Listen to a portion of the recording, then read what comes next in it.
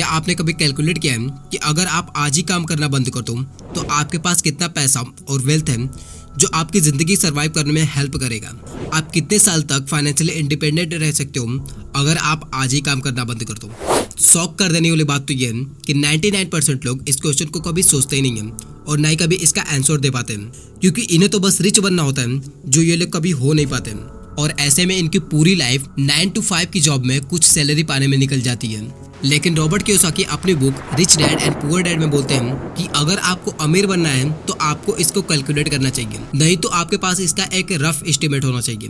1997 में लिखी रॉबर्ट की इस बुक ने मार्केट में आते धूम मचा दिया और बन गई बेस्ट सेलिंग बुक। रॉबर्ट जब 9 साल के थे तब वो अपने स्कूल के अमीर बच्चों को देखकर उनके जैसा अमीर बनना चाहते थे और इसके लिए उन्होंने अपने पुअर डैड से पूछा कि अमीर कैसे बना जा सकता है। लेकिन उनके रियल डैड यानी पुअर डैड के पास इसका कोई भी आंसर नहीं था और उन्होंने कहा कि तुम इसका जवाब अपने फ्रेंड माइक के पिता से पूछो जो तुम्हें इस सवाल का जवाब काफी अच्छे तरीके से दे सकते हैं। और फिर यहीं से शुरू होती है रॉबर्ट कियोसाकी की फाइनेंशियल एजुकेशन, जिसके कुछ लेसन्स आप इस वीडियो में देखने वाले हो।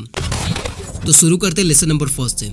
The rich don't work for money. अमीर लोग पैसे के लिए काम नहीं करते बल्कि उनका पैसा उनके लिए काम करता है। जनरली लोग अमीर बनने के लिए बहुत ही ज्यादा मेहनत करते हैं और उनकी कोशिश और सोच यहीं तक होती है कि उनको एक अच्छी सी जॉब मिल जाए जहाँ पे उनको सैलरी मिलती रहे, और नौकरी मिलने के बाद वो लोग पूरे डेडिकेशन और मेहनत के साथ जॉब पर जाते हैं और इसी के साथ वो लोग एक ऐसे ट्रैप में फंस जाते हैं जहाँ से वो लोग कभी निकल नहीं पाते और ऐसे में उनकी पूरी लाइफ रैट रेस का हिस्सा बन के रह जाती है, क्योंकि उनके इनकम, सेविंग और एक्सपेंसेस का इक्वेशन रॉन्ग होता है, जो होता है income minus expenses is equal to saving, जहाँ पे वो लोग खुद को पहले पैसे देने के बजाय अपने EMI, credit card bills, fees को पहले पे करते हैं। और इसी के बिल्कुल अपोजिट होते हैं रिच लोग, जो अपने एक्सपेंसेस से पहले अपने सेविंग पे ध्यान देते हैं, जो सबसे पहले खुद को पैसे देते हैं, जिसे रॉबर्ट कियोसाकी कहते हैं पे योरसेल्फ फर्स्ट, जिसकी बात the richest man in Babylon में भी करी गई कि जो भी आप इनकम कमा रहे हो तो आप ट्राई करो कि उसमें से स्टार्टिंग के कुछ % तो इतना रखो जो आप अपने एसेट में लगा सको, जो आप अपने किसी बिजनेस पे लगा सको।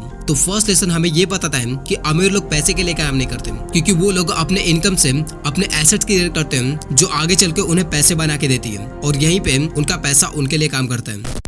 Now lesson number 2, the rich invent money. अमीर लोग पैसों को एक से दूसरी जगह नहीं लगाते बल्कि वो लोग उसमें वैल्यू ऐड कर उसे बढ़ाने की कोशिश करते हैं। रॉबर्ट कहते हैं कि जो सबसे बड़ा एसेट किसी भी ह्यूमन के पास है तो वो है उसका दिमाग, और अगर उसने अपने ब्रेन में इन्वेस्ट किया है तो वो कभी भी इनर्वस वेल्थ क्रिएट कर सकता है। क्योंकि क्वेश्चन तो ये आता है कि जब अमीर लोग पैसे के लिए काम नहीं करते हैं तो इनके पास पैसे आते कहाँ से?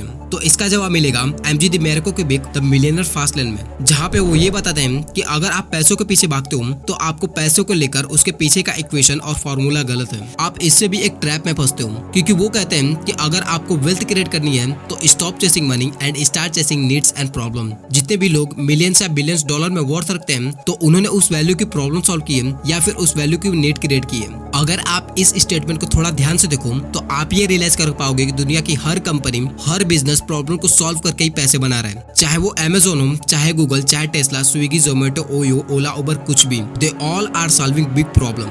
अगर आप पैसों के पीछे भाग रहे हो तो आप एक गलत गेम खेल रहे हो मेरे दोस्त। लेकिन अगर सच में आपको पैसे चाहिए तो आपको पैसे के बारे में सोचना बंद करके प्रॉब्लम्स के पीछे भागना और उसके बारे में सोचना पड़ेगा, और उससे भी ज्यादा जरूरी कि आपको इन प्रॉब्लम्स के जबरदस्त सोल्यूशन निकालने पड़ेंगे। और एक बार सोल्यूशन मिल जाए तो आप उसी के around ultra profitable business generate कर सकते हो। अब आप पैसों के पीछे नहीं भागोगे बल्कि पैसा आपकी तरफ खींचा चलाएगा।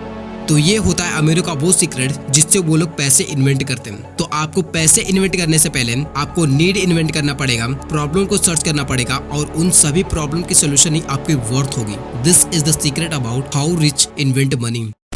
Lesson number 3, mind your own business. 1974 में मैकडॉनल्ड का फाउंडर रे क्रोक को इनवाइट करा गया यूनिवर्सिटी ऑफ टेक्सास में, जो ऑस्टन में थी, जहां पे वो MBA के स्टूडेंट को स्पीच दे रहे थे। और स्पीच के दौरान उन्होंने स्टूडेंट से पूछा कि क्या आपको पता है कि मैं कौन सा बिजनेस करता हूँ? तो सभी स्टूडेंट्स ने हंसते हुए कहा कि आप तो हैमबर्गर के बिजनेस में हो। और ये जवाब सुनने के बाद क्रोक खुद हंसने लगे और उन्होंने बताया कि मैं हैमबर्गर के बिजनेस में नहीं बल्कि मैं रियल एस्टेट के बिजनेस में हूँ। और ऐसा इसलिए कि जब भी कोई मैकडॉनल्ड की फ्रेंचाइजी खरीदना चाहता है तो फिर उसे उस जमीन की भी खरीदारी करनी पड़ती है, जिसका मेन रोल रियल एस्टेट के बिजनेस में होता है। और विकिपीडिया के अकॉर्डिंग आप खुद देख लो कि मैकडॉनल्ड वर्ल्ड का सबसे बड़ा रियल एस्टेट एम्पायर बन के खड़ा है। रॉबर्ट कियोसाकी बोलते हैं कि लोग कई बार अपने काम को अपने बिजनेस से कंफ्यूज कर लेते हैं। तो आप जो काम करते हो तो वो जरूरी नहीं है कि आपका बिजनेस है, बल्कि आपका बिजनेस वो होना चाहिए जहाँ पे आप चीजों को ओन करते हो, जहाँ पे आप अपने एसेट्स के लिए काम करते हो। Lesson number 4, why teach financial literacy. Financial literacy क्यों जरूरी है अगर आप वेल्दी बनना चाहते हो। 1923 में एक बड़े ग्रुप में लीडर्स और बिजनेसमैन थे जिन्होंने मीटिंग रखी एज वाटर बीच के होटल में। उन कई सारे अमीरों में कुछ नाम ऐसे थे जैसे कि चार्ल्स श्वाब जो कि हेड थे लार्जेस्ट स्टील कंपनी के, सैमुअल इंसल जो कि प्रेसिडेंट थे कई सारे यूटिलिटीज के, हावर्ड हॉब्सन जो लार्जेस्ट गैस कंपनी के ऑनर थे, और भी बड़े बड़े लोग। लेकिन 25 साल बाद हुआ ये कि इनमें से जितने भी एलिट लोग थे उनमें से कई सारे लोग बैंकरप्ट हो गए और इसकी वजह बना 1929 का मार्केट क्रैश। मार्केट में अप्स एंड डाउन के आने की वजह से, और उससे भी ज्यादा बड़ी चीज अनप्रॉपर फाइनेंशियल लिटरेसी। जैसे कि कौन बनेगा करोड़पति में कई सारे बने अमीर लोग फिर से अपने पुराने कंडीशन पे आते हैं। लॉटरी विनर और बहुत सारे लोग जो अमीर तो बनते हैं पर फिर से कुछ टाइम बाद अपने फिर उसी पुराने कंडीशन में आते हैं, फिर से गरीब हो जाते हैं, जिसकी वजह होती है अनप्रॉपर फाइनेंशियल लिटरेसी। क्योंकि उन्हें पता ही नहीं होता है कि उस पैसे का यूज कैसे करना है। क्योंकि अमीर होना एक आम बात है पर अमीर बने रहना ये बड़ी बात।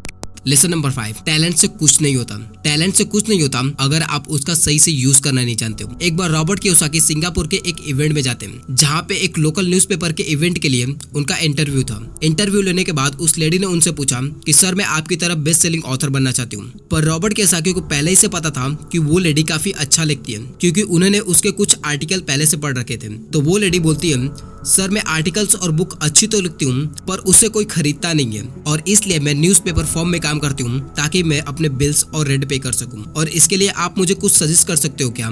तो रॉबर्ट कियोसाकी ने इसका सजेशन देते हुए बोला कि मेरा एक दोस्त है जो सेल्स सिखाता है, तो आपको उसका सेमिनार अटेंड करना चाहिए। ये सुनने के बाद वो लेडी गुस्से से लाल हो जाती है और कहती है कि आप मुझे ये क्या कह रहे हो, मैंने ऑलरेडी मास्टर करके रखा है इंग्लिश लिटरेचर में, मैं प्रोफेशनल हूँ और मुझे सेल्स से नफरत है। और जैसे ये कहकर वो लेडी वहाँ से जाने लगती है तो रॉबर्ट कियोसाकी अपनी बुक को दिखाते हुए उस लेडी से पूछते हैं कि यहाँ पे क्या लिखा है। और वो लेडी रिस्पॉन्स देती है rich dad and poor dad by Robert Kiyosaki, best selling author. और फिर उन्होंने उस लेडी से बताया कि मेरी राइटिंग स्किल उतनी अच्छी नहीं है but I am a best seller, जो मुझे आपसे कम टैलेंटेड होते हुए भी आपसे ज्यादा फेमस और वैल्यूएबल बनाता है। तो टैलेंट से कुछ नहीं होता अगर आप उसका सही से यूज करना नहीं जानते हो। Now the last and lesson number 6, the power of compounding. Albert Einstein ने इसे दुनिया का 8वां अजूबा कहा है और कहा है कि जो इसे समझता है वो अपने जिंदगी में कमाता है, अपने लिए कंपाउंड करता है, और जो नहीं समझता वो पे करता है, जैसे कि loan interest, credit card bills, fees, EMIs etcetera. Compounding की ताकत जिंदगी के हर क्षेत्र में काम आती है, हेल्थ में, वेल्थ में, रिलेशनशिप में, हैप्पीनेस में, फूड, एनर्जी, हैबिट, हर जगह पे। एक बहुत बड़ी कंपनी के CEO फिल ने अपने कंपनी में एक छोटा सा बदलाव करा जिसके बाद कंपनी की ग्रोथ और वर्कर के काम करने की एफिशिएंसी पहले से कई गुना ज्यादा बढ़ गई। पहले फिल अपने 80% स्टाफ से बात नहीं करते थे, पर बदलाव ये लाया कि वो वीक में 3 बार अपने ऑफिस में जाएंगे, अपने बिल्डिंग में जाएंगे और 3 स्टाफ से बात करेंगे, उनकी तारीफ करेंगे उनके मेहनत की। ऐसा करने में उन्हें केवल 7 दिन में 1 घंटे देने पड़े। ये करने के बाद में एम्प्लॉयज ज्यादा मेहनत करने लग गए, कनेक्शन बन गया, मोटिवेशन आ गया। अब क्योंकि उनके मेहनत को फ्रेश किया जा रहा था तो काम में जान आ गई, कंपनी का प्रॉफिट बढ़ गया। जिंदगी को बदलने के लिए जरूरी नहीं है कि आप पहले ही दिन बड़ा एक्शन लो, बल्कि छोटे से छोटा एक्शन लो। एक अमीर इंसान का पहला 1 करोड़ बहुत टफ होता है, एक बड़े राइटर की पहली बुक लॉन्च बहुत टफ होती है। रॉबर्ट कियोसाकी कहते हैं कि कंपाउंडिंग इफेक्ट गिरते हुए स्नोबॉल की तरह होता है। स्नोबॉल गिरते हुए जितनी बड़ी होती है तो वो उतनी ही आइस लेती है अपनी तरफ, क्योंकि अब उसका भार बढ़ चुका है, उसका एरिया बढ़ चुका है। तो कंपाउंडिंग की ताकत को समझे और लाइफ के हर फील्ड में इसका यूज करना सीखें। मुझे बहुत बहुत उम्मीद है कि ये वीडियो आपके लाइफ में वैल्यू ऐड करेगी और आपने इससे कुछ सीखा होगा। So wish you all the very best. आज के लिए इतना ही, मिलते हैं अगले वीडियो में।